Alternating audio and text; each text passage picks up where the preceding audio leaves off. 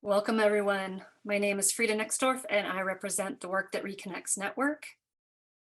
Thank you for joining us today for the Webinars and Conversation Cafe series, where we are offering a wide range of rich, educational, and supportive opportunities for our global community of Work That Reconnects facilitators, members, and friends of the network. Our intention is to strengthen the web of the Work That Reconnects community while continually reaching beyond our current edges to weave deeper connections with others who are contributing to the great turning in diverse and complementary ways. Today's webinar, Conducting Effective Work That Reconnects Rituals and Ceremonies, is facilitated by Kathleen Rude. Rituals and ceremonies are some of the most powerful, transformative experiences in the Work That Reconnects spiral, especially when they're done well. Leading powerful ritual requires a set of skills and understanding you can't find in the Work That Reconnects texts. In this webinar, you will learn how to conduct truly inspiring rituals with experienced Work That Reconnects facilitator and ceremonial leader, Kathleen Rude. Kathleen will give you insights and techniques about how to set intention and establish boundaries, how to lead with confidence and power in ritual, and how to open and close rituals, and how to bring your unique gifts and wisdom into the process. So today, Kathleen will work directly with the Council of All Beings, the Seventh Generation, and the Truth Mandala. Kathleen Rude is a Work That Reconnects facilitator and mentor, a shamanic practitioner, and an author. She fell in love with the natural world as a child and found her voice for environmental activism at age 11. Kathleen began her career as an environmental writer, a profession she embraced for 18 years. She's had the great privilege to be mentored by elders in the Blackfoot, Northern Ute, and Lakota traditions, and in core shamanism, and has received their blessings to conduct ceremony. Their wisdom informs Kathleen's healing practice. Kathleen has been mentored by Joanna, co-facilitated with her, and has worked closely with her and others to help envision and support the future of the work. Kathleen facilitates workshops, both online and in person. Let us welcome Kathleen. So, welcome, Kathleen. Thank you, Frida, so much. And thank you all for being here today, tonight, wherever you are zooming in from. It's a real joy to be able to offer this webinar. We've been talking about this for about a year now, and so really grateful to have the opportunity to do this. We're going to have, let me give you the overview of where we're going today. We're going to talk some about what is ritual and what makes it effective. What are the different components of ritual? We're going to talk about you as a ceremonial leader. What's involved in that? How to prepare, how to present. How is that different than being a facilitator? So we'll talk more about that. Then we're going to look at the three rituals, the Council of All Beings, the Seventh Generation, and the Truth Mandala. And I'll give you some examples. We'll talk it through as far as all the different parts of the ritual and give you some suggestions and demonstrations about how to work with these different rituals. At the end of the first part of the overview of rituals and working as a ceremonial leader, we'll have space for questions. And then at the end of each ritual, we'll have some space for questions. But if there is, as I'm going through, if there's something really burning that you need to ask as I'm going through it, why don't you go ahead and put that in chat, and Frida will be monitoring that. And so, but just know that we'll have space for questions as we go through. I would like, though, if we could at the beginning here, Frida, pop up the poll, because I'm interested in how many of you are currently facilitating, and then if you're facilitating online, in person, or both. So if you would take a minute just to click on that poll So I can get a sense. I'll be talking about both online and in person.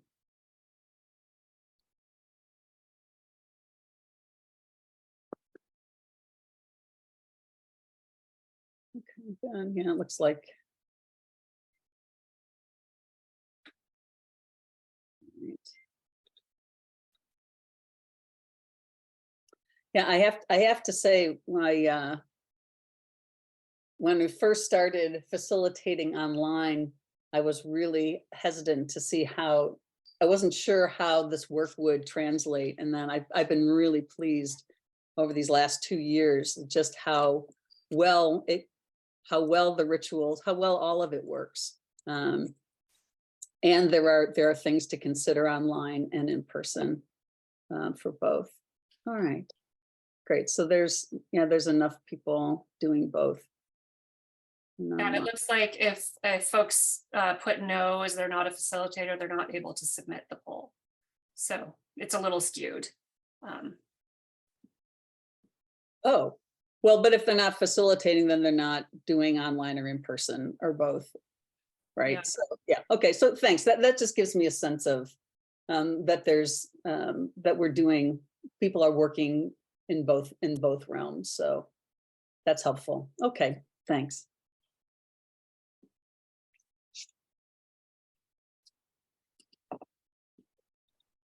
I see. Okay.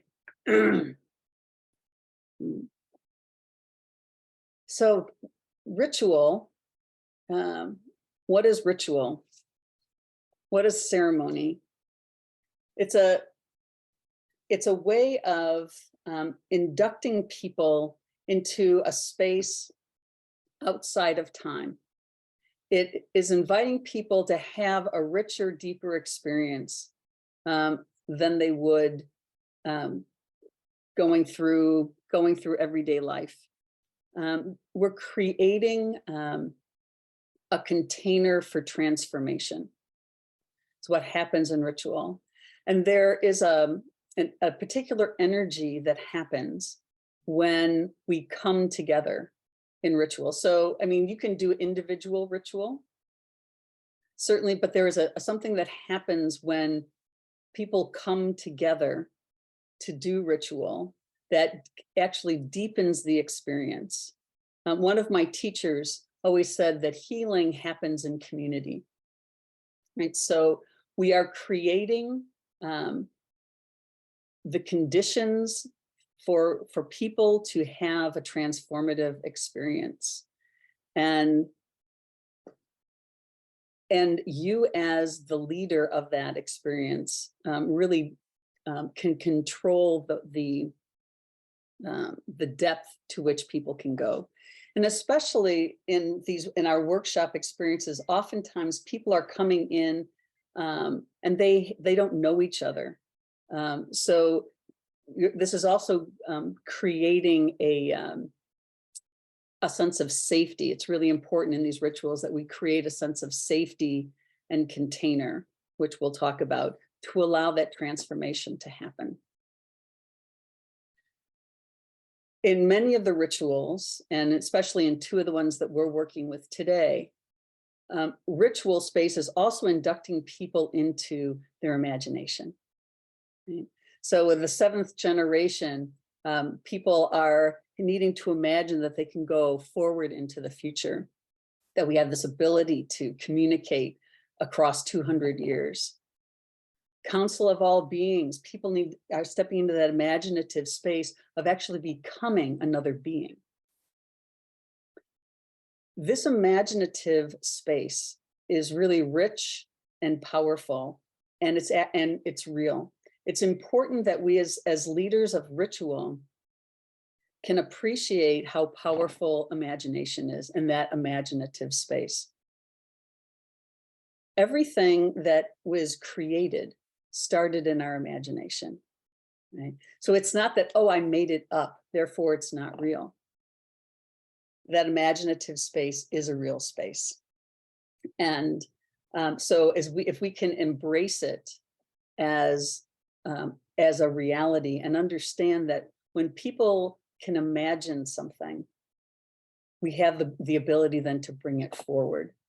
When we are in trauma, when we are in really shut down, we actually lose our ability to imagine something else.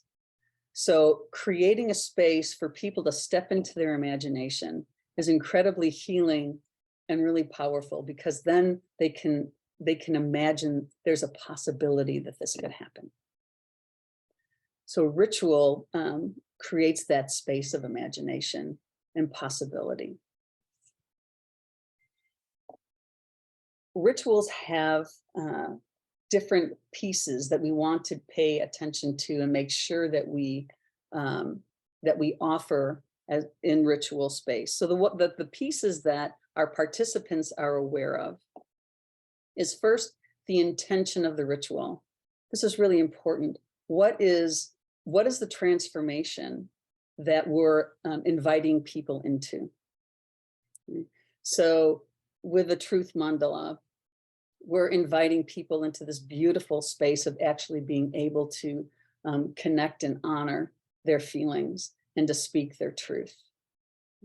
So each ritual, and we'll go through this with each one of them, but there's the experience that we're wanting people to have. And this is what we want to lead with as we prepare people, that this is the experience that you're stepping into to have. Then we want to give the instruction. So instruction, how is the ritual going to work? What are the different steps that people need to understand about how the ritual is going to go? What are they expected? What's expected of them? What's going to happen in what order?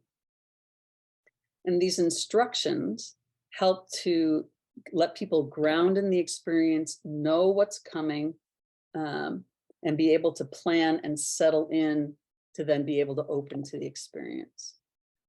So we want to be as clear as possible in our instruction. Then once the instruction is done, then it's time for the breather, the break, because now we're going to shift into ritual space. And we'll talk a little bit more about this in a moment, but then how we go in from the instruction into the beginning of a ritual. So every ritual has a ceremonial beginning, inducting people into that space, calling them in. Then we have the ritual itself, and as that progresses. Then every ritual has an ending. And so you want your beginning and your ending to be similar. There's an official closing to the ritual. We are now finished with this sacred space. So there are two more pieces that we're going to talk about that aren't necessarily apparent to the participant. And that is the ritual container. And so the container is the space that we hold as ceremonial leaders that allows the ritual to happen in a safe and a profound way. And then there's the piece about how do you prepare yourself to come into ceremony and to hold ceremony or ritual, and how do you prepare the space? So we're going to go into each one of these in some more detail now.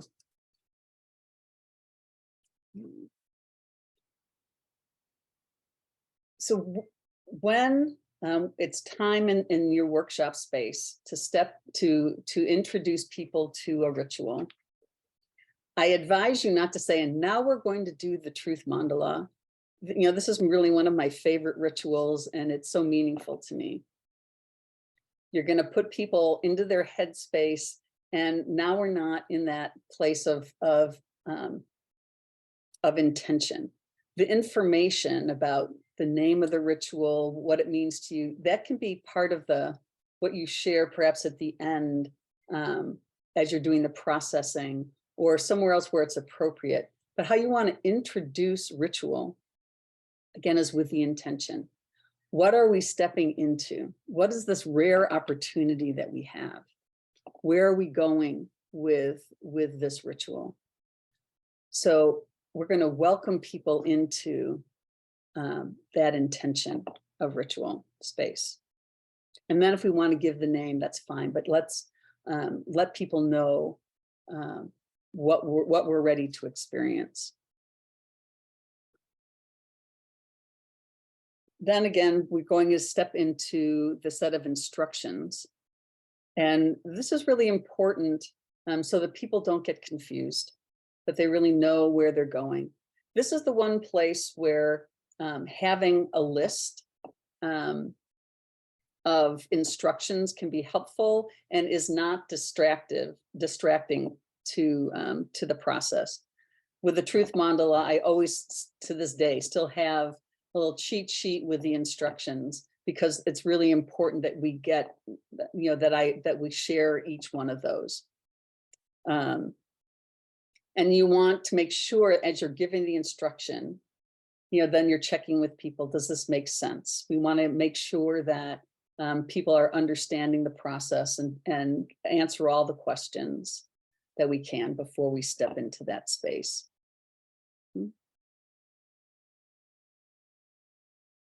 The beginning of the ritual, I like to let people take a breath and say, let's absorb those instructions and then shift the energy. And so however you feel comfortable, whether it's having people be aware of their feet on the floor, taking some deep breaths, being aware of each other in the room.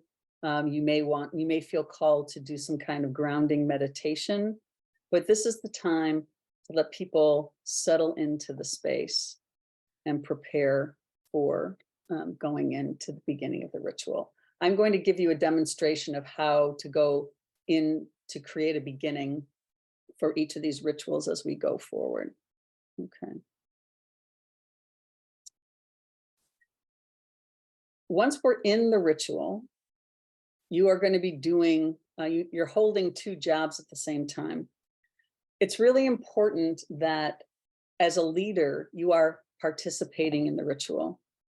We don't want to just be holding back, holding space, checking things out. It's a different energy when we participate and participate fully. We are giving people permission to participate as well. We can set the tone for how people participate. What does it mean to have a short sharing, a profound sharing in the Truth Mandala? If we go in, we can model that. What's the energy and that we want for the Council of All Beings? We can model that. But we also want to be a participant in this process, but you're also then being facilitator and watching the space, reading the room, seeing what's needed. And also really important to be aware of time. So that you know how to give people warning when you're getting ready to end the ritual. So you need to be able to do both. And it can be helpful in ritual to have a second facilitator or an assistant to help help read the room, help keep time, so that you can be participating as well as holding space. Again, clear ending to your ritual. And in that endings time, then you also want to think about then how do people process after? So we close a ritual, we're finished. We want to make sure that we have a clear ending. Then it's often great, and we'll talk about, especially in the Truth Mandala, to have some processing time after a ritual. This can often be a great time to schedule a break in the workshop or time for people to integrate and shift out of that ritual space. The container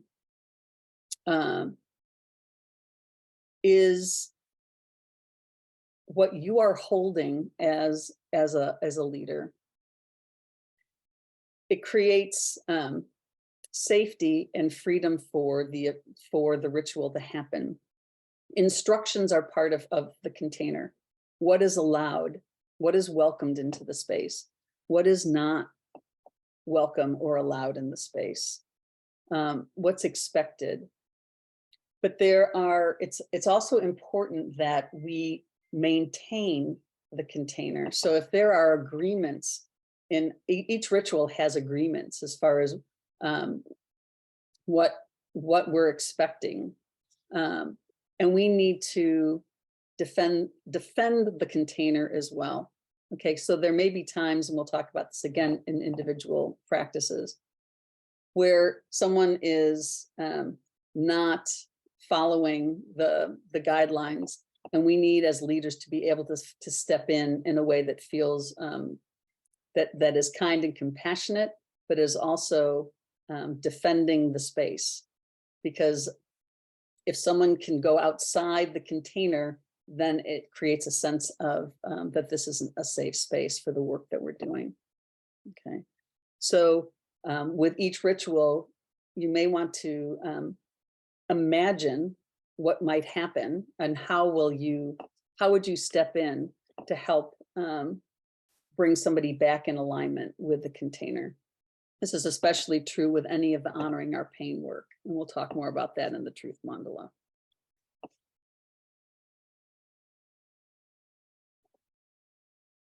So preparing your space. If you're in person, that you have a physical space for your workshop, for your ritual. And so you want to think ahead, how do you want your space to look? What's the setup that you need for your ritual? What's the energy that you want in the space? And to the best of your ability, before the ritual starts, make the changes in the space that you need. So maybe taking the break before the ritual, getting the room set up, having people help you, have that figured out ahead of time so that the space, when you come in and you're ready for ritual, it's ready to go. If you're having people doing writing afterwards or art, you have everything set up so that when you come into the space, you're ready to go and there's no chaos getting things ready. And I'd like to invite, connect with the energy of the space. This may or may not resonate with you, but to set the intention that the space work with us to hold a safe space for the work. So see how it resonates with you. How do you attune yourself to the space? How do you feel in the space? And find the way that you can ground yourself and feel comfortable in the space that you're in. Online, it's a little more of a challenge, right? Because we have our spaces, this crazy Zoom room space. But again, as prep, anything that you're going to be using for your ritual, whether you're going to be screen sharing, you're going to play music, you're going to have whatever things you're going to have them all ready to go, open, ready to go before you begin that. 2, check in. You can energetically check in, set an intention just to be in alignment and attunement with everyone who's there in the space. So get a sense too. And there is, the more that you can envision this Zoom space, as people being connected, you're creating the energy for the ritual in a way that's going to really allow it to move forward for you. A note about about doing ceremony online, especially if you use a drum or any kind of sound. There is an option for you called original sound. And now I'm seeing, as I updated my Zoom, now it says original sound for musicians. How fun. It used to just be original sound. So you want to make sure that original sound is on when you are using an instrument. And so let me just give you the comparison. So here's the drum with original sound off. And this is a setting that you control from Zoom. And now original sound is on. And you can hear sure that the sound quality is much different, way better. Okay, and the same thing will work with a bowl or a gong. And so you want to make sure that you use original sound. Also, if you're playing music and sharing it, make sure that you're setting it so you're sharing computer sound. And there are options depending on how you're sharing the music. But you want to make sure that you do that as well, because then the quality of the music comes through. It gets rid of the filters, the sound filters, so that everything just comes through beautifully. So that's important. Okay. So then the last piece is how you prepare yourself. And this is probably one of the most important pieces of conducting ritual, because you are inducting people into this transformative experience. I mean, we're doing that as facilitators as well. You know, the work that reconnects in and of itself is a ritual, right? The whole process, going through the whole spiral. But here, you want to see yourself and embody that ceremonial leader space. And so, which means that you're fully participating and also being facilitator. And you want to give yourself, first of all, the permission to just ground yourself before stepping into the space, calming yourself, clearing yourself in whatever way works for you. But take the time, take a few breaths, so that you can feel really present for this process that you're doing. You also need to be really comfortable with the intention of the ritual, okay? Because you're going to be embodying that for people. They're going to be looking to you to see, how does this ritual really work? How am I able to participate? And so in some ways you are, you're playing a role, but it has to be one that you feel really comfortable with. So when we're working with honoring our pain, you know, the preparing yourself means that you need to be doing your own work around these around your own emotions, so that you can express yours and then be present for others. Right? You need to be able to feel comfortable becoming another being, right? And allowing that experience to come through you, so that people have the permission to be able to do that themselves. And to have that awareness of, yes, you know what, we can go forward in time and have this experience. It needs to feel true for you. And so, and that could oftentimes requires practice. You know, how are you going to feel? How are you going to make it yours? I'm going to show you how I do it. And that's what it is. That's how I do it.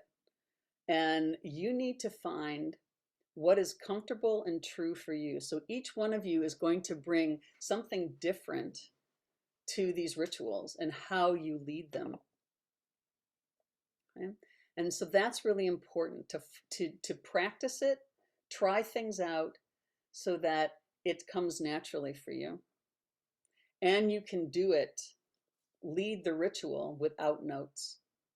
Okay? There's nothing that takes people out of the energy than somebody reading notes, not about the instructions, that's different, but once you're in ritual, practice it enough so that you show up and you can lead it, and you don't need to check your notes. Obviously, as you're learning it, you know, you may need to, but that's the goal, is to come in having embodied it. And so for introverts, this can be the challenging piece of leading ritual, right? But know that then it's really important that you take the time to figure out what is meaningful for you, and like, especially like with the Council of All Beings, go ahead and pick a being that you're going to be before you ever lead the ritual. Practice it. How does it feel to be that being? Do it so that you feel comfortable leading it from that place. I'm more of an extrovert, but I usually do that as well, so that I already know what animal I'm going to be, so that I can focus and be more present for leading the ritual and not having to, to be in that moment of finding the being at the time. So see how it works for you.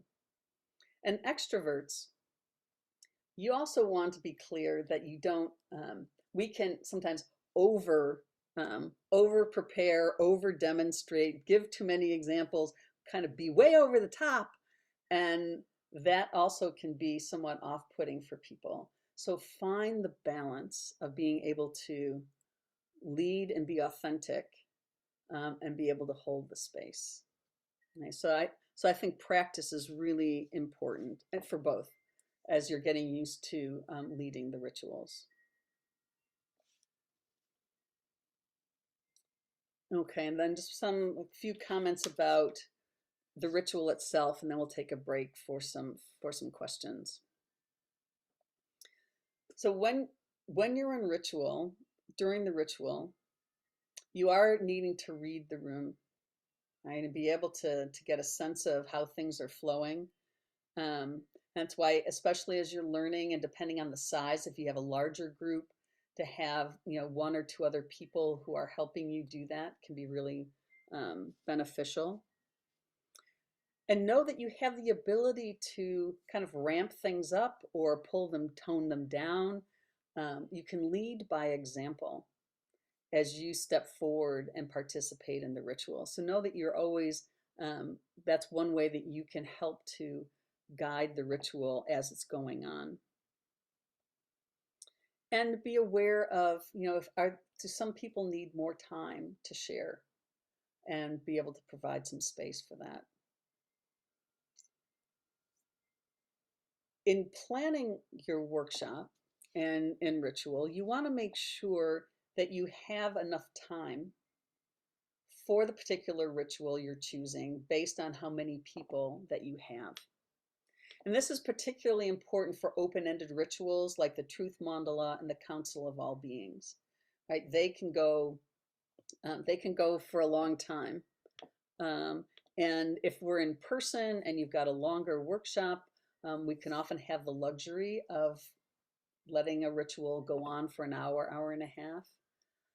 But if you're doing a day long, if you're working online, we usually have a time constraint for a ritual. So you want to make sure that you're picking a ritual that fits with your time, with the time that you have and the number of people that you have. So you may need to make some adjustments. You may need to break the group into 2 groups, or have a gentle timer that feels good to let people know, how much time they have to participate. So be aware that you don't want your rituals to be rushed. You want them to feel like people have enough time to participate if they choose to participate. I'll have some options for you as we look into the individual rituals themselves. But it's important that the ritual feels spacious, so you want to make sure that you're taking into account how much time does it take to give instruction? How much time do you want to have people in ritual space? How much time do you want to give them to process afterwards? So let's take a pause, take a breath here, and see, are there any questions at this point with whatever? Yeah. Yes, so if you have a question, you can just in Zoom go down to the bottom of your screen and you'll see reactions. You can raise your hand. I see Maureen and Jack. No. That's okay. Part of my last name. This is Derek. Yeah, the timing is, I'm really glad you brought that forward, because it is so essential to feel the spacious and yet stay on track. And that's a good challenge as a facilitator. You mentioned, some people may need more time. Can you speak to that? Is it more time to get into it, more time to express? Yeah, I was just wondering Yeah. how you read that. Yeah, thank you. Yeah, in general, um, say in the Truth Mandala, when you're speaking, doing any of the grief work, uh, people, there are oftentimes people take a longer time to come into the space. And so wanting to, um, so what's helpful if you know how much time you have, um, and people are hesitant, you're having space in between, it can be helpful to say we have 15 minutes left in this ritual, and then people who have been on the fence kind of waiting to come in know that there's some time left, and if they want to, now's the time to get in. So and then too, if you note, again, if you have a set amount of time, um, whether online or in person, I find it helpful then to just, rather than have people come popcorn, say for Council of All Beings, um, just go around the room or go around the Zoom room, and invite people to share rather than waiting for people to come in. If you've got more space in person, you can let them come in. And in Zoom, you as host can move people around on the screen, and then um, you can set the order on the screen. There's a setting under view, and that way then on Zoom everyone is seeing the same order, so that that's a way that you can go around the circle in Zoom, and everyone should have the same order, unless they're on a phone, then it's difficult. Thank you. Thank you. Frida, are you going to call on them? Or Yeah, so we have Aaron next. Hi. Whoops, you're muted, Aaron. There we go. How's that? Yes. Okay. Kind of a two-part question here, specifically around grief ceremonies. One is any thoughts or tactics around getting people out of story and kind of the head space and dropping them more into heart space as they're doing their shares, and just for me, the sensitivity of interrupting that flow and how to pull them in. And I'm just curious if anything related to that. And in similar vein, the second part of the question is just around timing, especially when giving people space to grieve, how having run a lot of circles in different veins, I find it very difficult to rein in the time when they're going through that process. So curious if there's any notes there. So thank you for answering. Yeah. And we'll talk some more when we go into the Truth Mandala specifically. But I find that the clearer the instruction with a grief ritual about coming from I statements, that we're not here to tell a story, we're not here to convince somebody else, or to to tell the whole story. You're really clear in the instruction about how you want people to share, how you don't want them to share.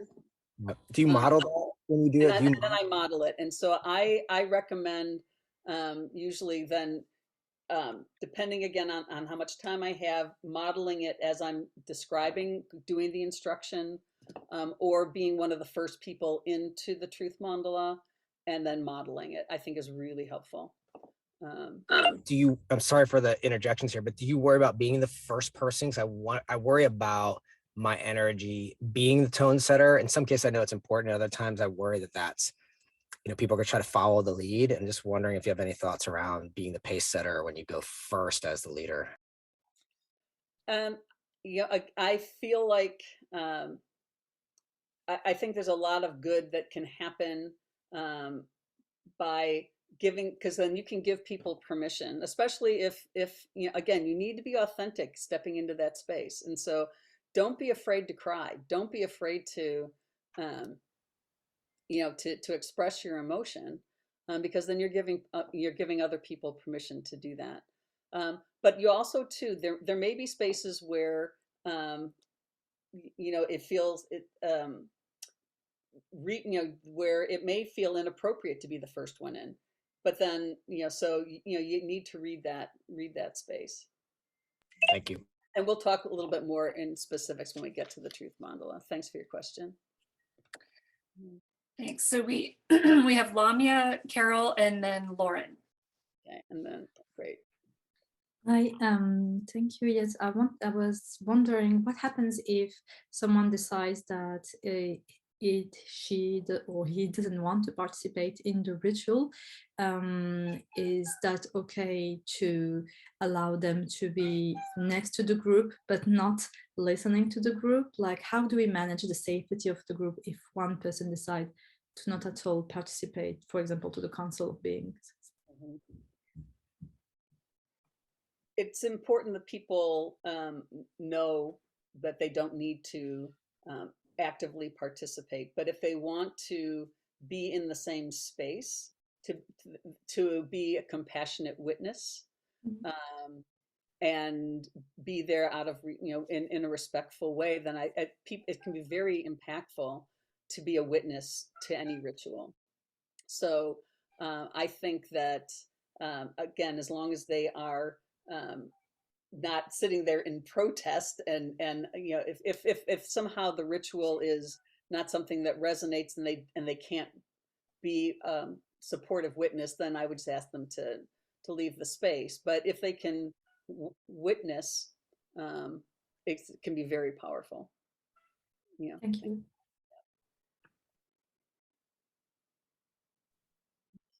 Carol? I'm Carol? curious. Yes, I'm curious about when a ritual or a ceremony goes on too long, like there's kind of this balance between allowing the silence to be there and the spaciousness that gives permission to people to come forward if they're maybe a little reticent. But also there's sometimes a sense of like, is it losing energy and should it be drawn to a close sooner? Can you speak to that, please? You do, need to trust your gut on that. And that's why I feel like the gentle prompting helps to discern that. So to be able to say, we're coming to a close, we have time for one or two more sharings, can give people that sense of, okay, if you're coming in, now's the time. And if people aren't stepping in, then it's like, okay, now it's time to end the ritual. So I would give people some information about that, and then feel it out. But you're gonna, if you're feeling like it's really lagging, you do need to have the patience for spaciousness. That can be a challenge. Again, to be able to say, okay, we're just going to breathe here for a while, because sometimes it can feel like an uncomfortable silence, and then somebody comes in. So you start to learn to read the energy of people, but again, give them an option of encouragement to come in, and then go with how you're feeling. Thank you. Thank you. So Lauren.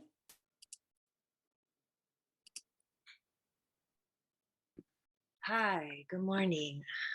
Thank you for answering questions. I was wondering if you could talk a little bit specifically about, like, within the Work That Reconnects network and your own practice, like what feels right in terms of like right relationship with this work as facilitators and as leaders, like how we're sort of like a little bit about like where the lineage is from, or like what we need to what the Work That Reconnects or you or Joanna wants from facilitators in terms of like being in right relationship with the material as a leader and how we present it.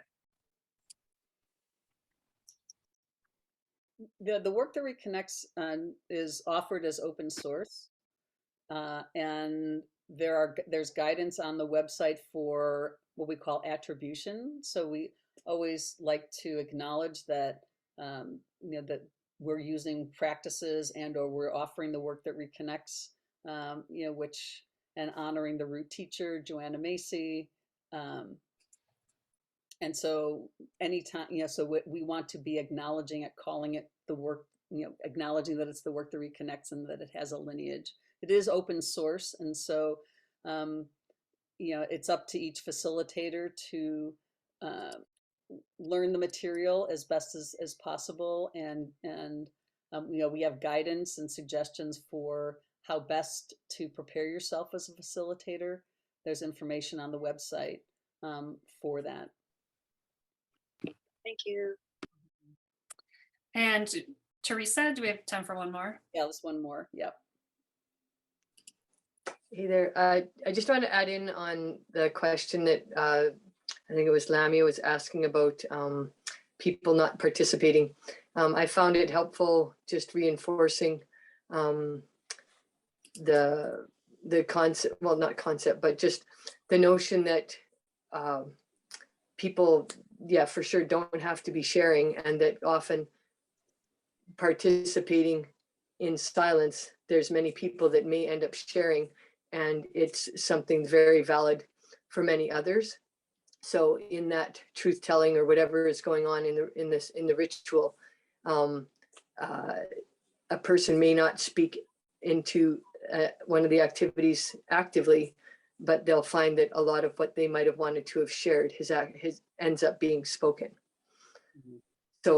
So whether it's compassionate witnessing, and so I guess related to that, I think when I've had some situations where there seemed to have been some people hesitating, the most recent, I got a chance to use this work with some of my work colleagues, and I wasn't sure if most of them were going to just bail out of the room because this was part of a energy branch staff gathering, and I got the freedom to offer some of these activities, and it was like awesome. And then as I worked with the person who was facilitating it from the organizational development branch, I was like, okay, well, we're going to give people the opportunity that if they just want to go for a walk instead of participate in this activity, then they can do that. And I'm like, okay, great, freedom for that. But I just didn't want to have, I would work with whoever, but if we ended up just with 2 out of 20 people, it would have been a little bit bewildering. Anyhow, I just reinforced it with, people can do as much or as little sharing as they want, but there's power in participating and being and holding that space and hearing and seeing what others are sharing. So thank you, Leslie. Thanks, Teresa. Well, let's actually, I was going to talk about the Truth Mandala last, but since there's a lot of interest in that, let's talk about that in more detail first, and then we'll get on to the other two. Hey, Kathleen, can I just add something here briefly? Please. Yeah. Participation as witness or full engagement also need not necessarily involve the spoken word.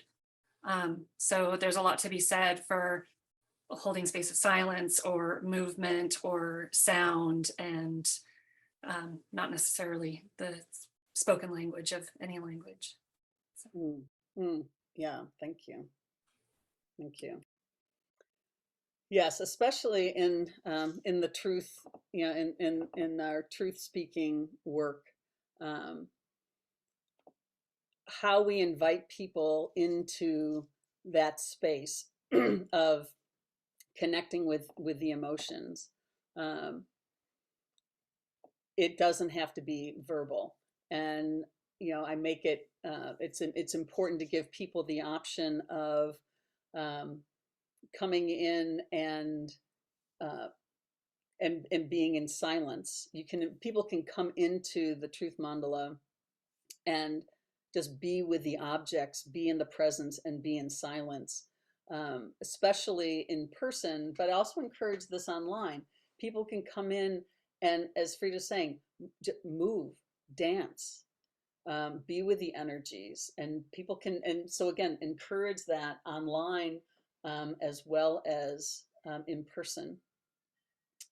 Some people do come in and you can invite in song or poetry, as if that's a way of allowing them to a way for them to communicate with themselves, express those feelings. Online, I've given people, suggested that you can turn off your camera as you're coming in to share, because sometimes people are able to do that better. Also reminding people of how you can hide your self view, so people can still see you on the screen, but you don't see yourself. Those can be ways of giving people permission to come in to the space and do that work. And so with the Truth Mandala, again, as we talked about preparing yourself, it is really important that you continue to do your own grief work, your own anger work, your own honoring your pain, because it's really important that you feel comfortable expressing it and then holding space for people as they're doing that. There's a practice called breathing through that is helpful for being present with tough emotions.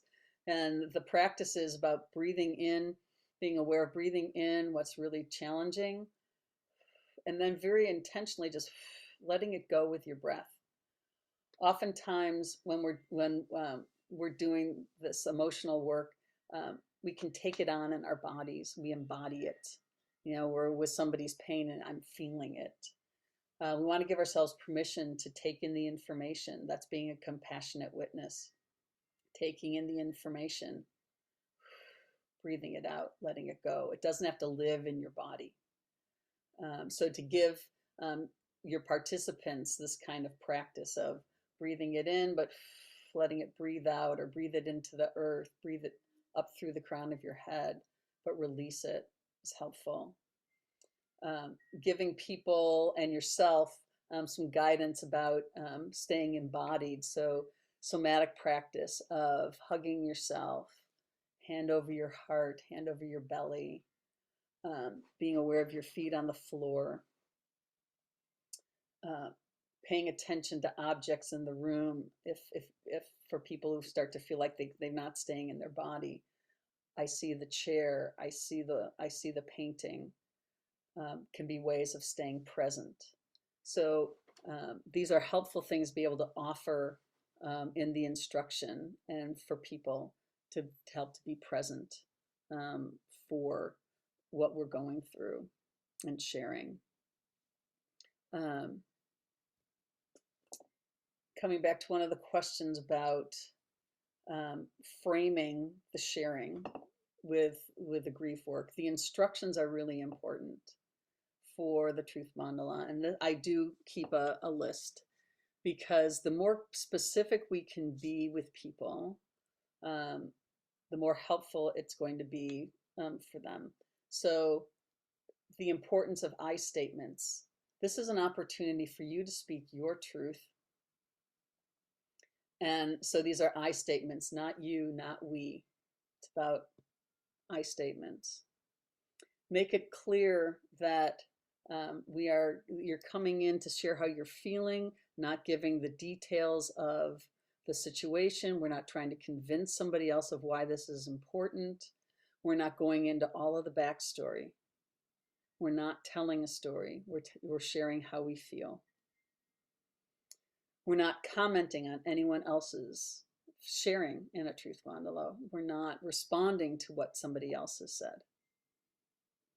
If somebody says something that's meaningful to me, I'm just going to speak from my perspective of I statements, how I feel. I find it helpful to say that we don't have to agree with each other about what's breaking our hearts. We may not agree, and that's okay. And the fact that somebody is grieving or enraged about this issue doesn't mean that they don't care about yours. Okay, we can't speak to everything that's breaking our heart. So this is what's most up for us. So to hold people with some kindness and compassion for what is upsetting for them, and the fact that they're talking about this doesn't mean that they don't find what you're sharing important. We don't have to agree. We don't have to share the same thing. Make it very clear that brevity is powerful. that we want to make sure everyone has an opportunity to speak. So brevity is important, and then we model that when we go in to our sharing. And then I find it really helpful to make it clear that this is not a space to come in and tell everybody how you get out of feeling that way. I've had people come in and say, you know, I just don't like feeling really sad, and so when I start feeling sad, then this is what I do, and this is how I get out of it. That's not what happens in a truth mandala. We can do that afterwards. This is really sacred space, and this is where holding the container for this truth speaking is really important. So I make it really clear that's not what this is about. Don't bring that in. And I haven't had a conversation yet as far as hate speech. I haven't had the need to, but as things keep changing around the world, I've been thinking about whether it's important to make a statement that there's a difference between anger, which there is, about being our righteous anger at injustice, and hate speech. And that hate is not something that is, you know, we bring into the truth mandala. See how that feels for you. I haven't had it happen yet, but I'm aware that there's more of that happening in the world. So wanting to be really clear about anger, you know, versus hate. Inviting people in if you're numb and you don't feel any of these things, if you're just numb, you know, to come in and be with that energy. But we're not here to tell us how we get out of feeling that way. That really shifts, and that takes away people's permission to come in and really be in how they're feeling.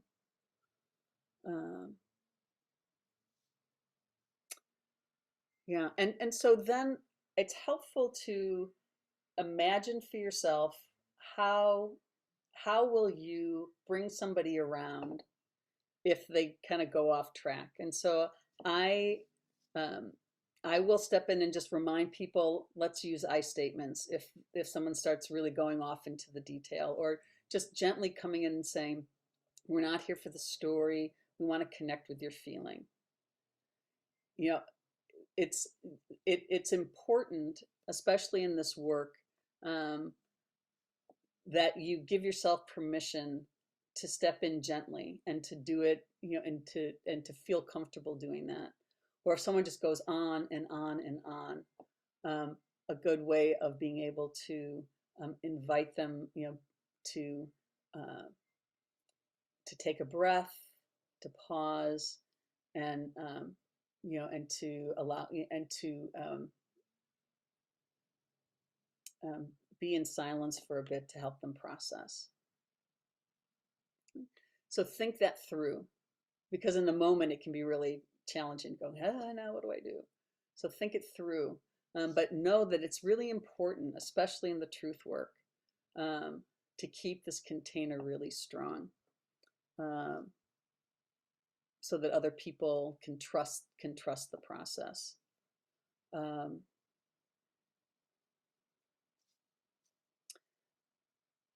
Doing this online, I've invited people in the prep before a workshop to have their own objects with them so that they have them in front of them and be able to connect. And that's worked out really, that's worked out very nicely. Certainly if you're in person, you know, you have the objects there in front of you. If you don't,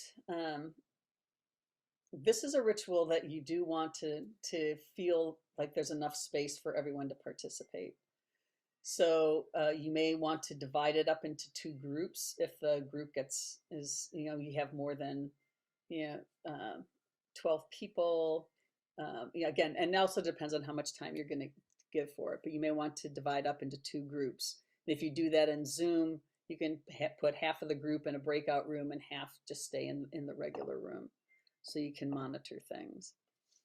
If you end up not having enough space, there are 2 other rituals that are really lovely. The cairn of mourning or the bowl of tears ritual that you can accommodate more people in a shorter amount of time. So I invite you to look at those if you're feeling like the number of people you have won't allow, at least most people to be able to share.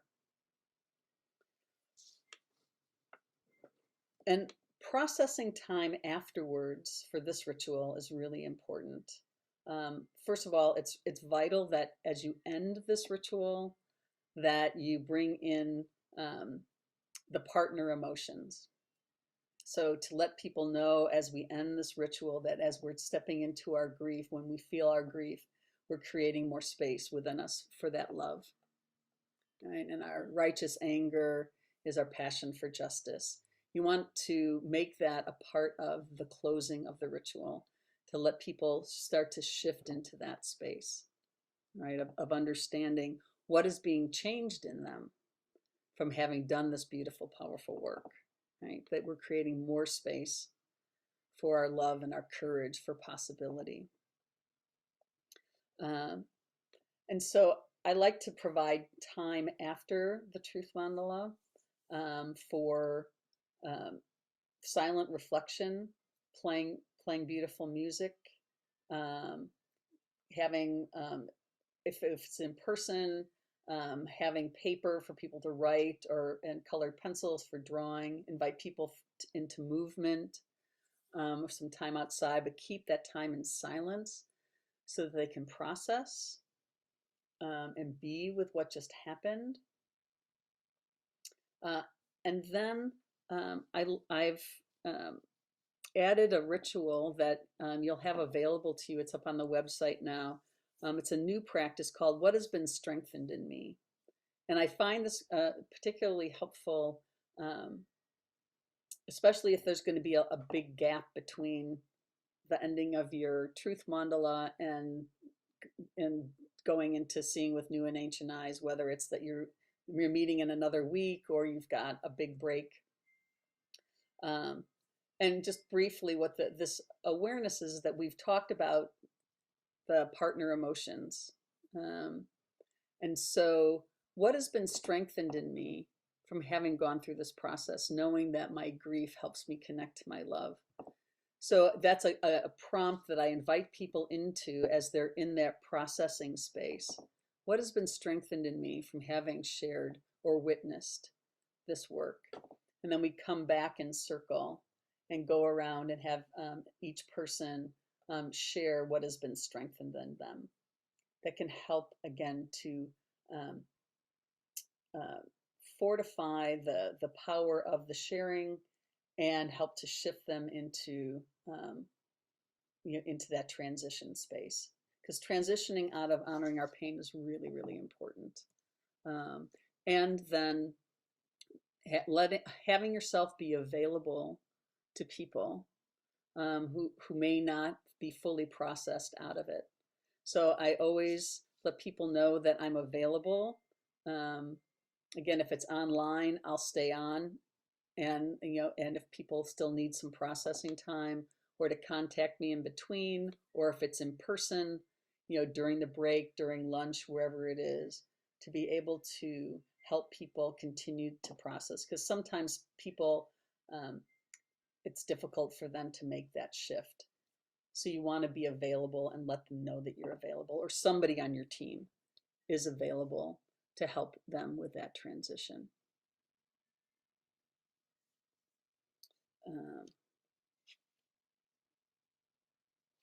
Okay, I think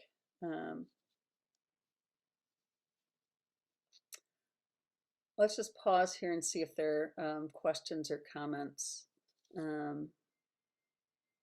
about the Truth Mandala. Yes. Hello, Dominique from Belgium, Brussels. Just one question. You spoke about 2 other rituals. If the time was not, there was not enough time. I didn't get it exactly. One is called the Cairn of Mourning. Yes. Okay. Yes, Cairn of Mourning, and then the Bowl of Tears. I think that's what it's called. This one I don't know. Yeah, and it's do we have the links on the website? Yeah, I'm looking for that one right now. I've posted some of the others in the chat. great. Yeah, because the bowl the bowl of tears is another ritual where people can come up as they feel called, and you're working with water and they're doing their own process on their own. So it's and you can set up as many stations as you need so people can be doing it more than one at a time.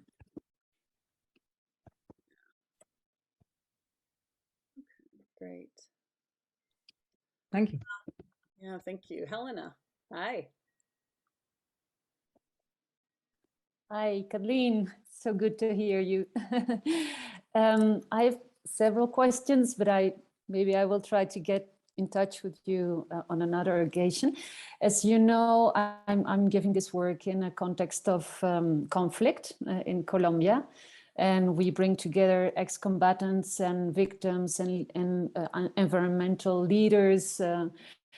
And when you say, so the mandala is not for commenting on others or responding, I feel that the truth mandala, the truth speaking in Colombia is so important and is so difficult to contain when you have ex-combatants telling about their youth and how they took the path of armed conflict, and you have victims. Well, sometimes things emerge that are really beautiful because there is a move. They're moved to ask forgiveness. No, they're moved to take each other into their arms. It's very difficult to keep the rules as we want to, and really, it's all about their personal pain, all about their personal trauma. My truth mandalas here in Colombia, they sometimes go on for hours and hours, and it's, you know, I try to give the rules from the start and say that this is about the pain for the earth and the living beings also, but it's also your own pain. But you know, this is 50 years of war and people haven't been heard, and the Truth Commission that we are accompanying is of course all about giving people space for this.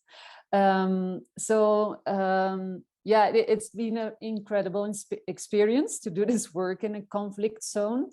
And the other thing is that I'm the only, Dutch European person in this team of Reconectando. And of course, if I come in with my instructions, although I do it very compassionately, it can be seen as, you know, colonialistic and cutting them off in some way. It's very sensitive. So yeah, I think it's, as you say, it's reading what is needed here, what is appropriate, but it's quite a challenge, I must say, to conduct truth mandalas in Colombia. But very healing, very, very healing for people.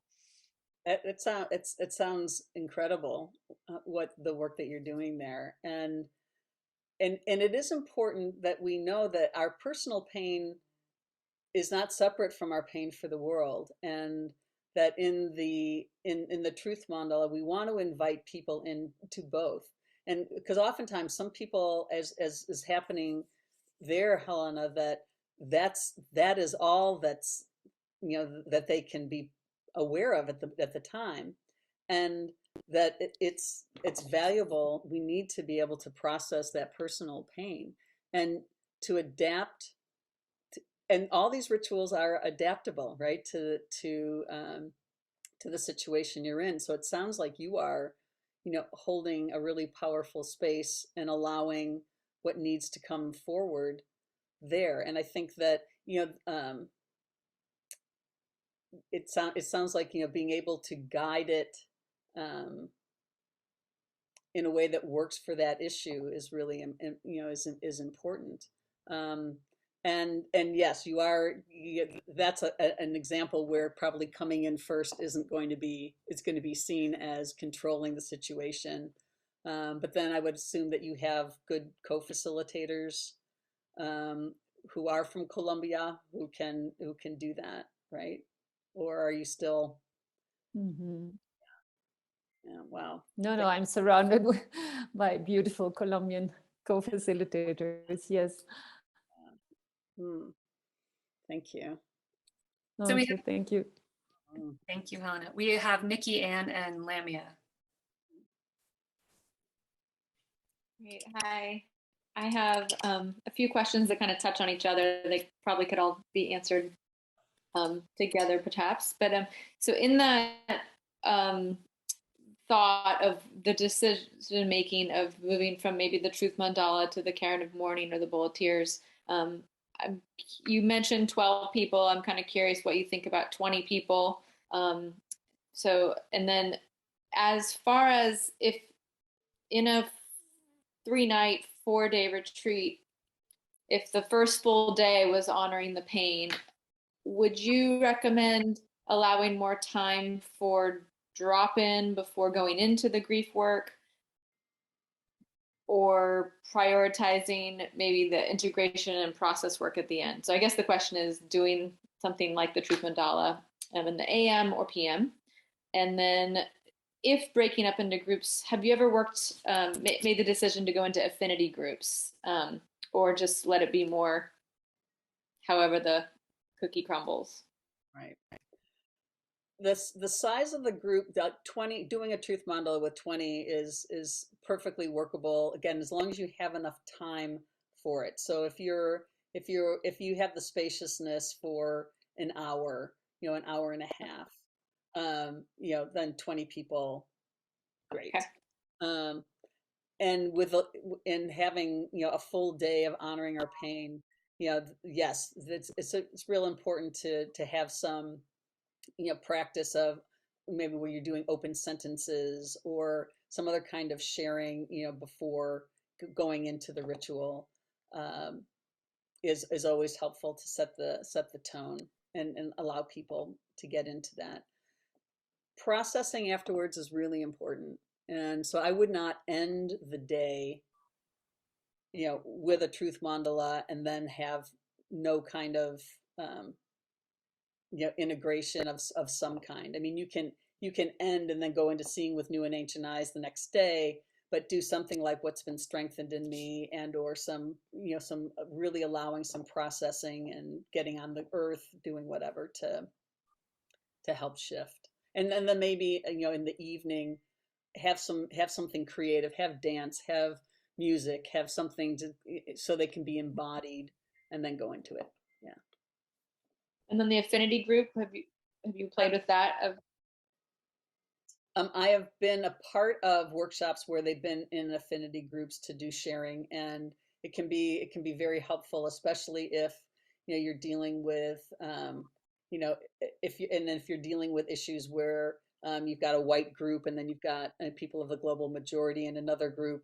Those can be effective spaces for speaking truth, where you're not having to worry about, especially if you're working with oppression issues, and having that conversation. Affinity groups can be really helpful to allow people to go deeper. But then I think then it's also helpful to then have a space, maybe a different kind of space, where whoever wants to can share across the affinity group, so that there's some sharing too. Thanks. So we have Lamia. Thank you again. Yes, so I had twice, like in Truth Mandala, people starting to feel the energy go down the more we are sharing and honoring our pain, and like trying then to bring back some energy of hope and love.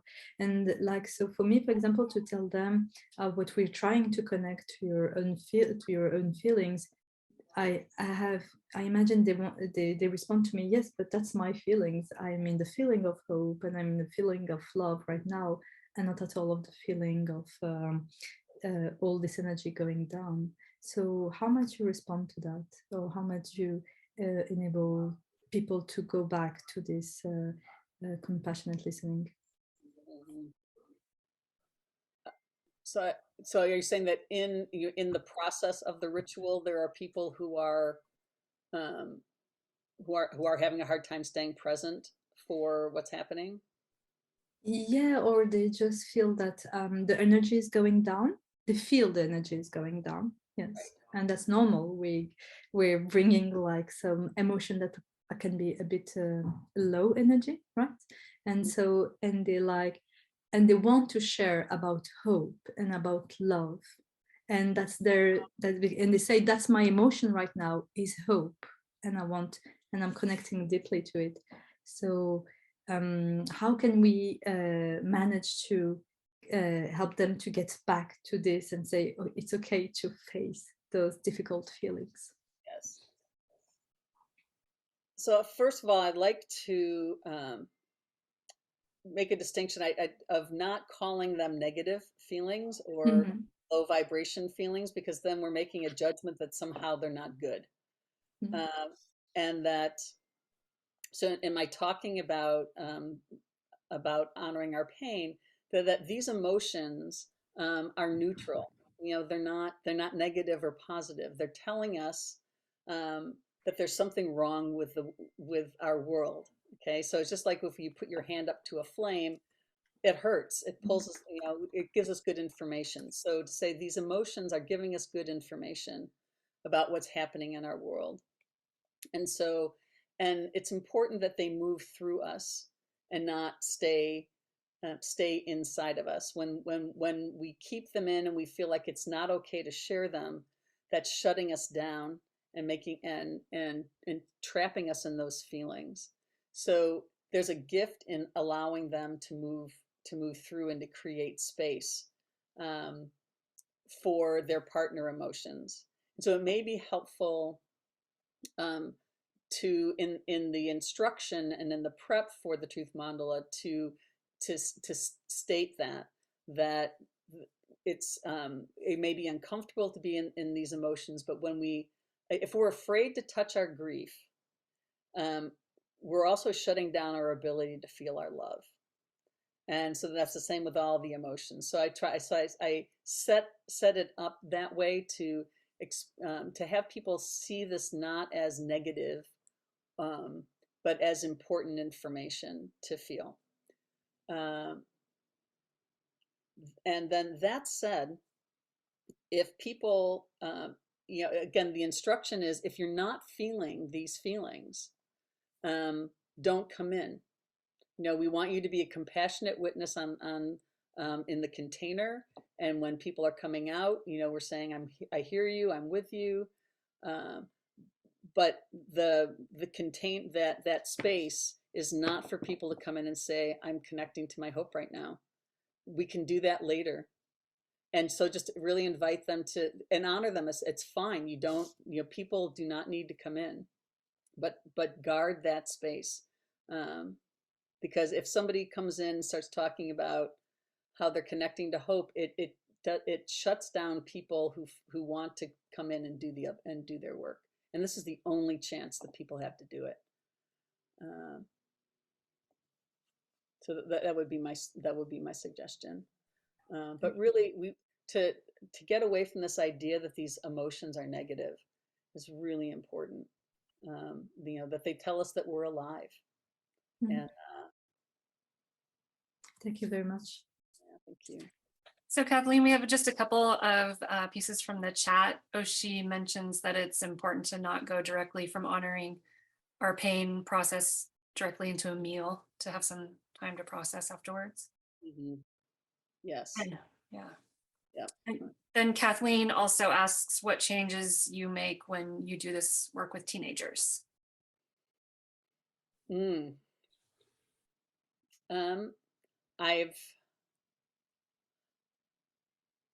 I've had not a lot of experience doing this with teens. I've done it more through the Council of All Beings, where they've been able to share some of their pain there. But I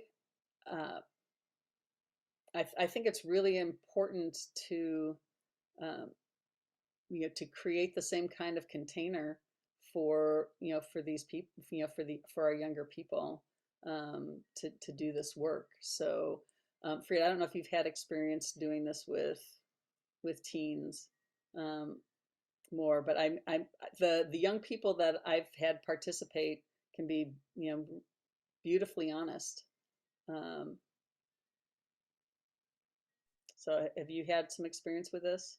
Not with the Truth Mandala specifically, but the Council of All Beings is a great inroad to that experience. So. Mhm. Yeah. Yeah. Okay. All right, thank you for your questions. Okay, well, let's if we feel good with this, let's switch into Council of All Beings since that's come up. So, Kathleen, I see we have one more question from sorry. Maureen. Do we have time for that? Sure, yes. I'll be very quick. I'm sorry. It just sort of arose because we are going to be working with youth up here with Be the Change and Indigenous youth. And there have been a lot of wildfires and that have just taken out communities and surroundings, of course, which is all part of climate chaos.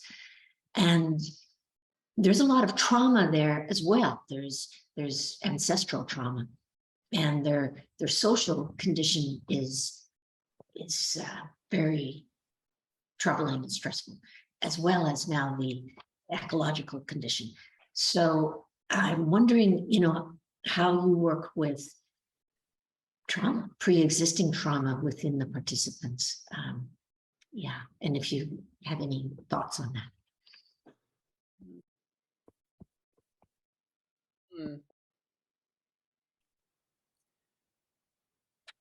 One thought that just occurred to me, especially working with that particular clientele, is wondering if there are elders in the tribe that could be there as support, during that process, and also because I'm sure that they have their own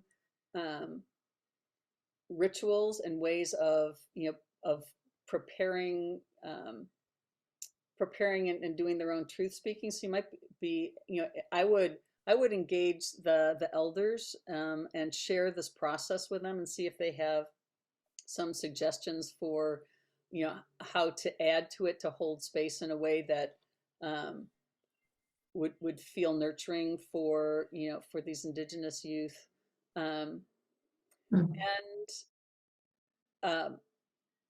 again, the creating the container for keeping it I statements, I think can be really helpful. And there needs to be again, permission for people to come in or not come in and sort of judge their ability to do so.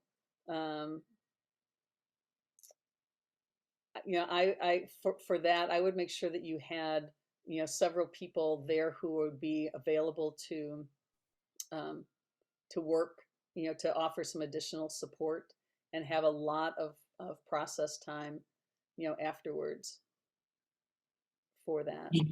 Thank you. That's exactly what we're anticipating and working with the elders as part of it, and actually having a drum circle, having culturally familiar ground to be in. And I'm not at all sure, excuse me, that we would go right into a Truth Mandala. That, will be a gradual possibility. And yeah, thank you for your wisdom. I totally agree. Yeah.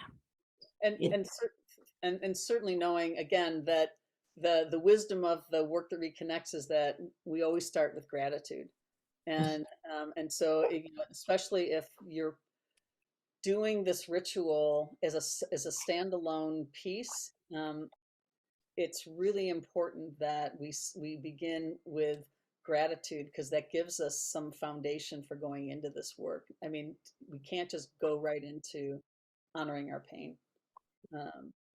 There is wisdom in the Work That Reconnects, and the Work That Reconnects is all 4 pieces. We need to go through the whole cycle for that transformation to happen. Thank you. So we have another question about the Truth Mandala. Just one more piece. Kathleen from Zana asks, about closing the Truth Mandala and when it's appropriate to reveal the tantric feelings, the partner feelings. So I will, again, to say we have 10 minutes left. And then as we come to the end of the time, we'll offer gratitude for the deep sharing. It is now time to bring this Truth Mandala to a close. And then if it's in person, I'm coming into the space and then picking up each object. If I'm doing this online, I still have my objects, I'm showing them. And this is where we talk, then be able to say, and in this process, when we've connected with our grief, we're creating more space for our love, and to go through each one of the objects and share the tantric side or their partner emotion, and then get people to understand that you're creating more capacity, more space for all of these to feel these. And then and I usually I use a bowl, for a sound, to close the ritual. But then go into that reflective time immediately after the ritual, and leave the objects out for people to be able to connect with. If I'm doing it on screen, I have, and I can just show you, I have an image that I use that will go up on the screen while people are in their reflective space, so they can continue to appreciate what the transformation is. Right. And it looks like we have another question from Deborah. Okay. You're muted, Deborah. Hi, I wrote in the chat a couple of resources on some of their recent work being done in epigenetics and collective trauma. And I'm wondering, in terms of our own journeys and our own ancestry and, peoples who have been traumatized, not just the world itself. And I'm wondering whether or not the work that reconnects is also working in this area now in terms of grief, and when people are sitting together in your circles, Kathleen, as well as others. And also, I'm curious if the ancient, and I'm new to your work, so if the ancient and new eyes embraces some of that too, I'm curious what that phrase is alluding to, ancient and new eyes, and whether that's connected to my question. Thank you. So within the Work That Reconnects network, we are offering some training, or not trainings, but we're continuing to try and create resources for facilitators to understand more about trauma. We're encouraging current facilitators and emerging facilitators to also get more training on how to work with trauma, because this is certainly a very important part of honoring our pain. So it's a continuing and evolving thing, and we're continuing to provide resources for facilitators dealing with trauma and learning more about it all the time.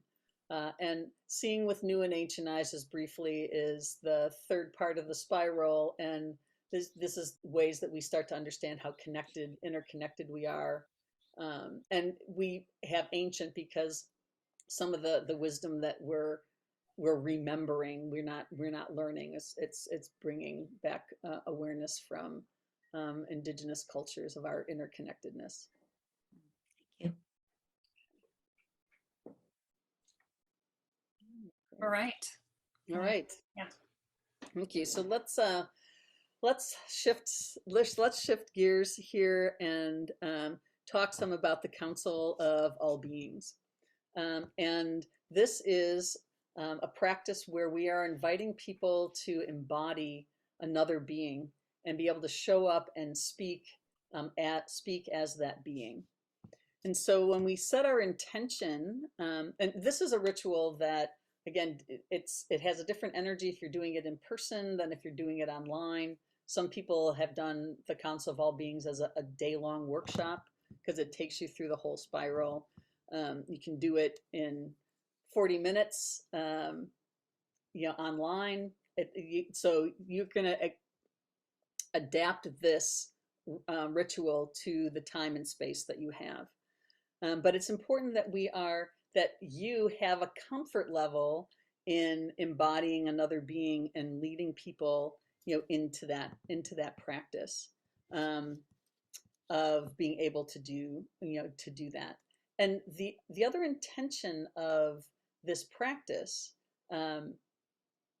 is to, in fact, empower the human beings. All right. So in this practice, as we show up in council to be another being, we're talking about what it is we love about being alive on Earth.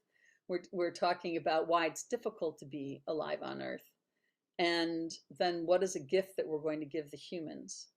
And so it's important that we set the intention and let people know these are the components that we're going to share in the ritual, so that when you help people to connect with that being, they have some understanding of what they want to be, what they're going to be sharing, and that this isn't a ritual to shame the humans, right? This is actually a ritual to empower the humans with that understanding that we are connected to all of life, and these beautiful other beings are here rooting for us because they know that we've got to figure this out. So I find this really important. So if you're doing this ritual in person, the idea is that that you take turns being humans, and that all the beings are in a circle, and the humans can come in and sit in the center or stand in the center and are silent. You take if you're using a mask, you take your mask off. You're in the center, and you switch off, right? So that some people are experienced being humans and others are being your being.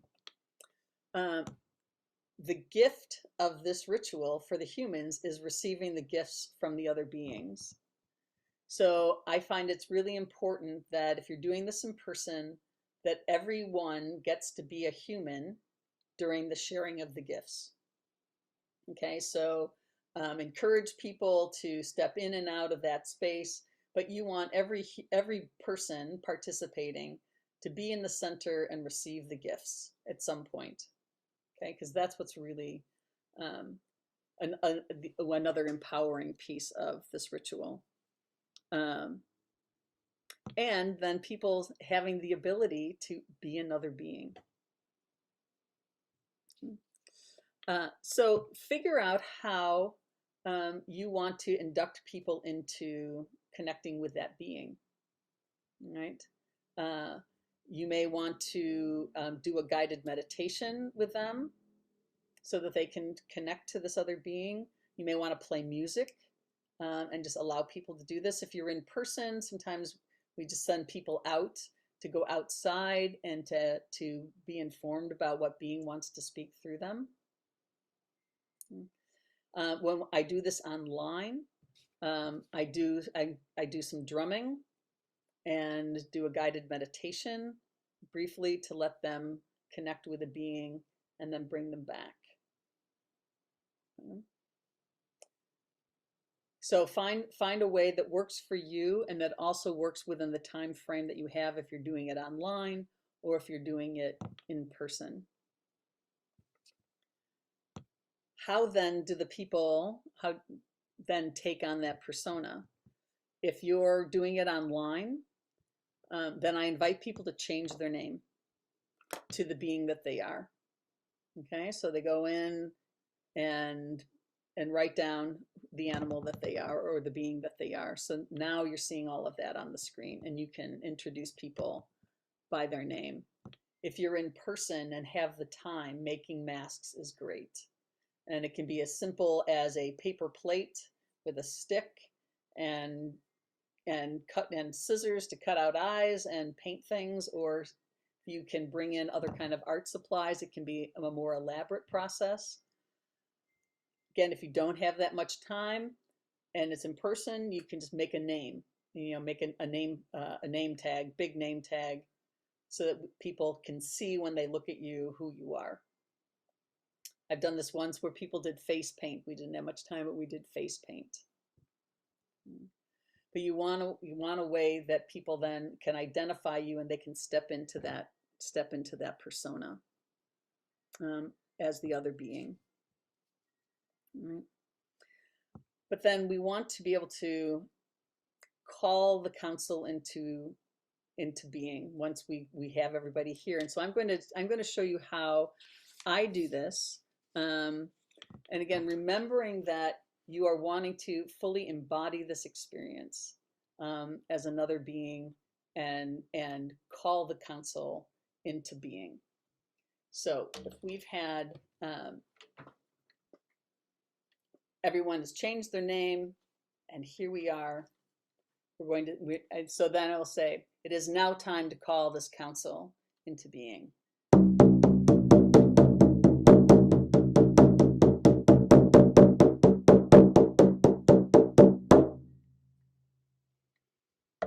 Welcome, fellow beings of this council. As I look around this room, I'm excited to see how many of you have come for so far.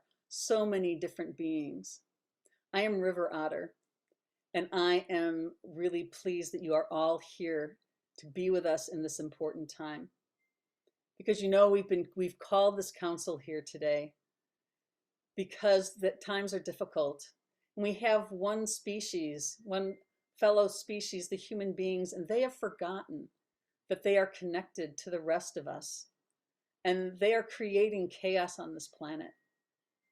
And so we are here today to remind these humans of their interconnectedness to all of life, to us, we who have come here today. And so in this time that we have, there is this committed group of humans who have come to listen to us, and they're not going to speak, but they are here to be witness.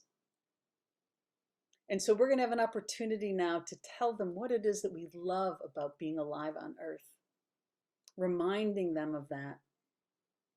And then two, we're going to be able to tell them why it's challenging to be alive on Earth right now. They need to hear that from us. But fellow beings, we know that our future on this planet is dependent on these human beings. That they remember their connection and that they figure out how to live in a good way again. They have this thing they call this great turning. And these people, these humans who are here, they really want to figure this out. So we need to be able to give them a gift to help them in this time of the great turning, because our future depends on what these humans can do for us and do for the planet and remember who they are. So we welcome these humans here and ask them to listen and open their hearts so that they can understand and remember who they are.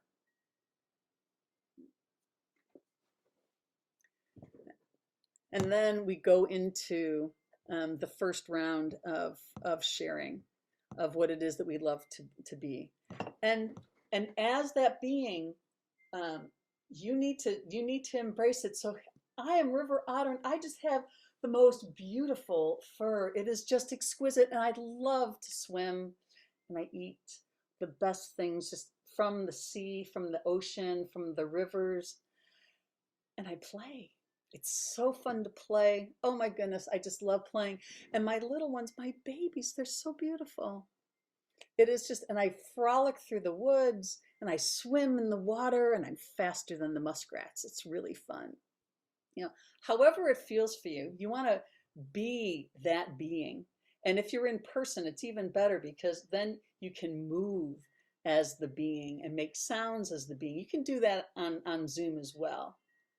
But the more that you feel comfortable being whoever you are, then you're going to give people freedom to be able to do that. And particularly on Zoom, it's, you know, you want to be able to give people that freedom to do it and claim it. Okay. And then you want to end, you know, you want to end the ritual the same way that you begin it. And so for this council, you know, be able to, oh, and so just so with, especially online, I will name all of the people by name who are a part of, you know, the workshop, and say, these humans are here to receive these gifts. And as each being shares a gift, I'm typing it up on a Word doc, so that then I can share that with everybody, so that they have the gifts going forward.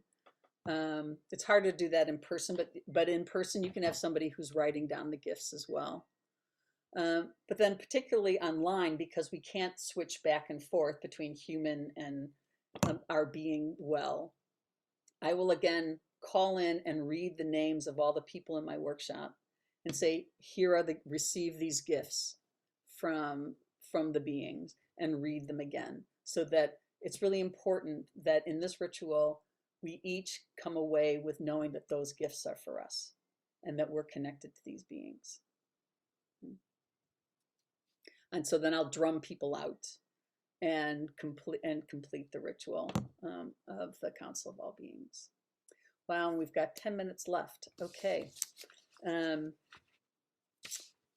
Let me just, before we go into questions, just let me see, because in the 7th generation, I mean, we're doing the similar thing where we're allowing people to step into their imagination. And here it is that you are stepping into 200 years into the future, being able to have this communication with an ancestor. And so again, as you present this, you are the voice of the future. And so you want to be able to greet people. I drum people out into the future. Some people use ah. I like to drum people into the future. Boom, welcome to 2222. And we have this great opportunity to be able to speak with our ancestors. You're setting the tone again as the leader. When you're doing this in person, you're the voice of the future. You're reading the questions in your voice. And then people are, you know, the ancestors are responding. Online, this is a whole different deal. And so how I've been doing this online is creating breakout rooms. And I'll create a breakout room with 3 people. So there's 1 future being and 2 ancestors in each breakout room. I set those up ahead of time, and I select who will be the future being to start off in each group. I explain, we go through the instruction of the 7th generation, how it's all going to work.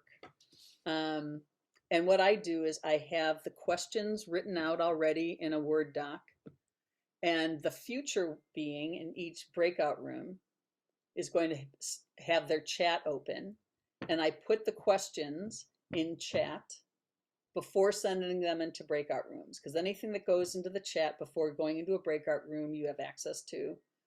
I tell the other people to not have chat on, so the ancestors don't see the questions. Right. But it's important in person or online that when you assign who's the future ones, that you give people the opportunity to switch if they're not comfortable. Because I've had times, there are some people who, being in the future, imagining that there is a future, is really, really difficult and they can't do it. So I always give people the opportunity to switch before going into the ritual. And so when you're doing this in person, you're reading the room because you're reading the questions, you can time it. When you do this online, I give people 6 minutes for each question. And so I'll say, ask question 1, future being ask the question, the 2 ancestors respond, give them a 3-minute warning, and then switch to the next question. So you're sending them the information into the breakout room, but your fingers crossed that it's working well. Because you can't read the room in the breakout room. But this has worked really, really well. doing it online this way. And so, so you're just timing the questions for everybody, and then bringing everybody back and processing it out. Doing this in person, the easiest way to set this up is to have the chairs all going in the same direction. So you have the chairs facing each other, but have them all in alignment. So you can say, okay, all the people who are facing the window, that direction, you're all the future beings. And the ones facing the other way, you are the ancestor. The future beings are the ones that get up and move around the room and change. They change for each question. They get up, move around, and find another ancestor. If you arrange the chairs that way, it's really easy for people to know who's who and how they move around.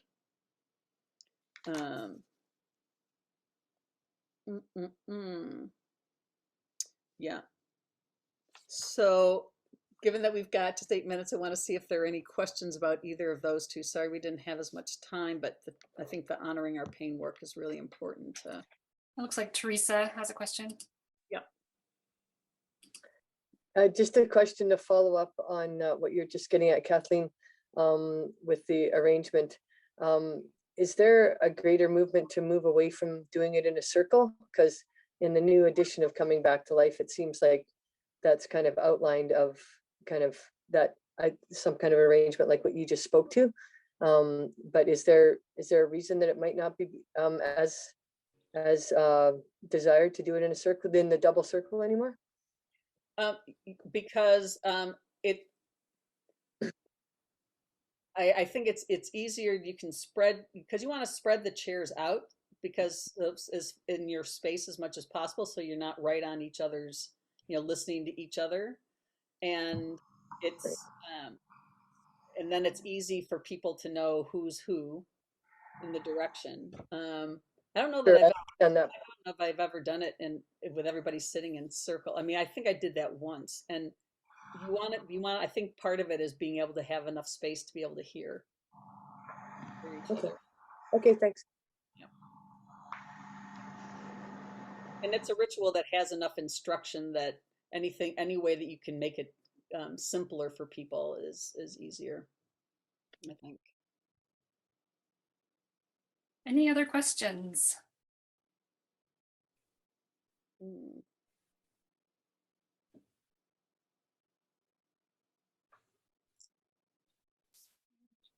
I just want to encourage, again, everyone to find what's authentic for you in leading these rituals and practice it, so that when you show up, it's coming through you, and you feel really comfortable in how you're leading it.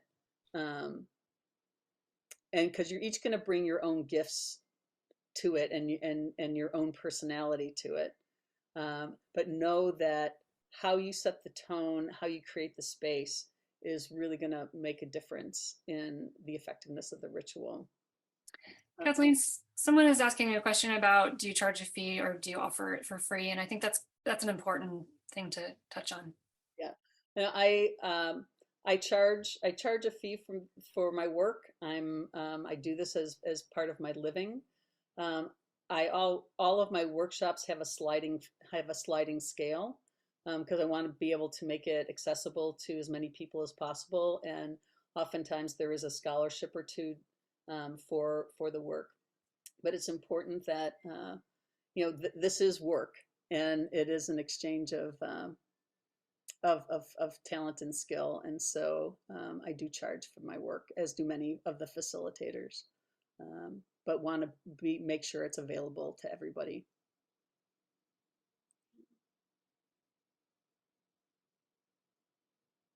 Any other questions?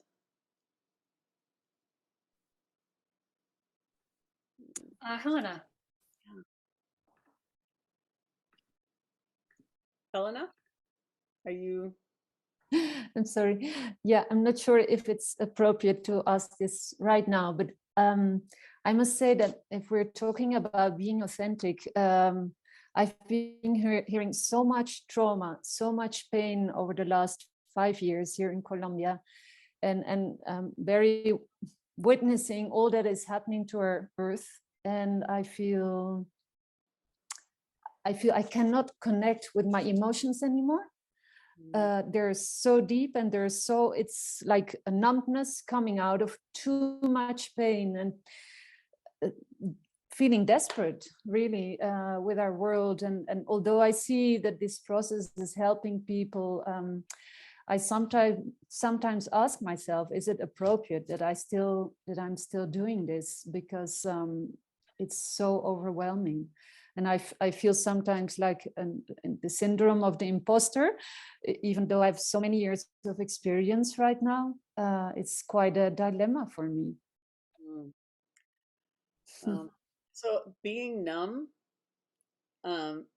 is also a reality, and so I would, perhaps being able to be able to name that is your truth right now. You're young, it's so overwhelming, and there's just so much going on that I'm numb. And many of us feel that way, and truly we can't be feeling the devastation of the world all the time. It's just, we would implode. I mean, that's so, this being numb is a survival mechanism as well. So I think that you're not, Helena, you are so not an imposter. I mean, with the work that you're doing, and to name the numbness can be really powerful. And invite people into their own numbness, because it is a reality. Thank you. So I see that we have a couple more questions, and we are at time. And this is such a rich topic. I'm wondering if there's enough interest, we could potentially have a conversation cafe on this topic, where we could all engage. And so maybe just note in the chat if that would be of interest to you, and we can see if we can make that happen.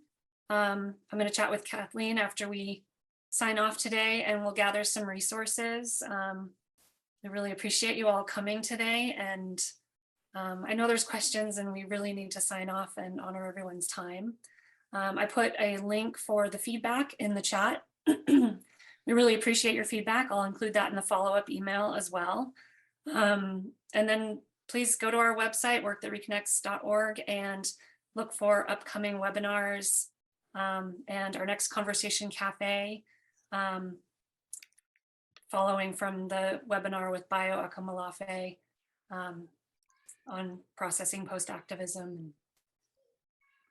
And thank you, Frida, and also so much for holding space for this. And I would like to let people know that you can give them my email, my Gaia Wisdom email, if we weren't able to get to questions and you'd like to ask them offline.